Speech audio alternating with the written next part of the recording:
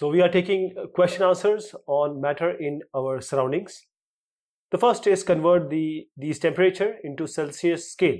So how to convert the Kelvin to Celsius? We just have to subtract 273 from these numbers. So 300 minus 273 is 27 degrees centigrade, and 573 minus 273 is 300 degree centigrade. Convert the following temperatures into Kelvin scale. So as we converted the Kelvin to centigrade by subtracting 273, in this case we are going to add 273 in order to convert the Kelvin scale, means making the Kelvin scale from the degree centigrade. So 25 plus 273 is 298, and 373 plus 273 is 646 Kelvin. Give reasons for these observations.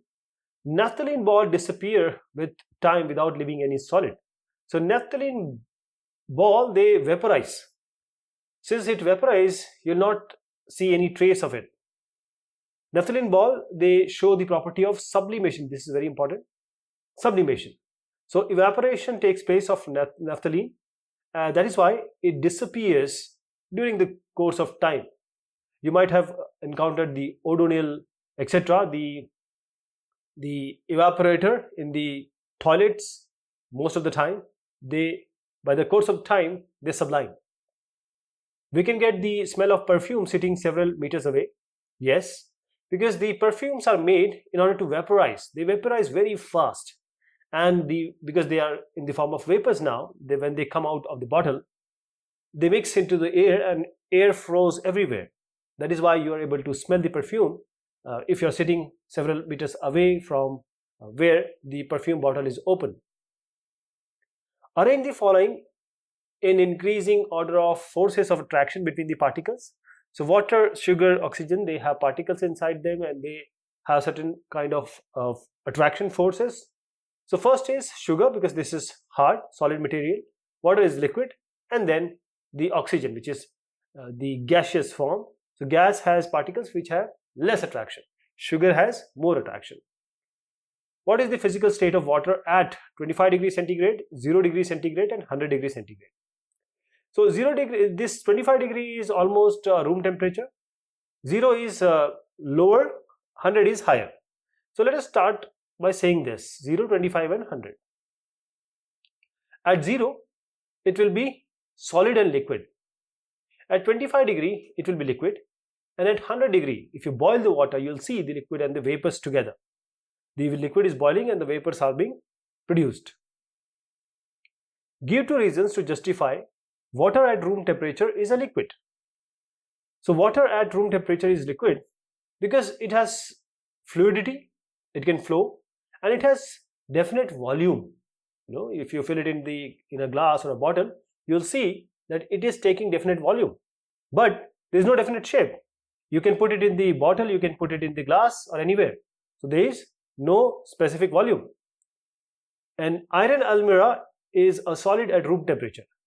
So the iron almirah or anything which is solid, this is solid at room temperature because it is rigid and it has a definite shape.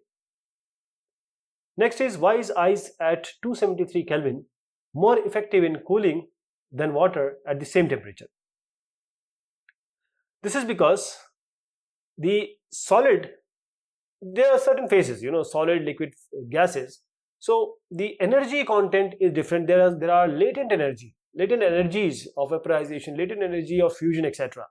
So the ice at 273 K or Kelvin is less energetic than water. Why?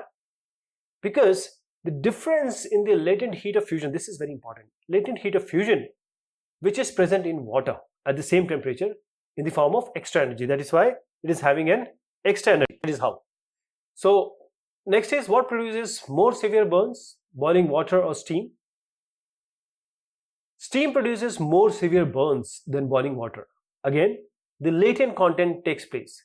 This is because the steam has more energy than boiling water, right?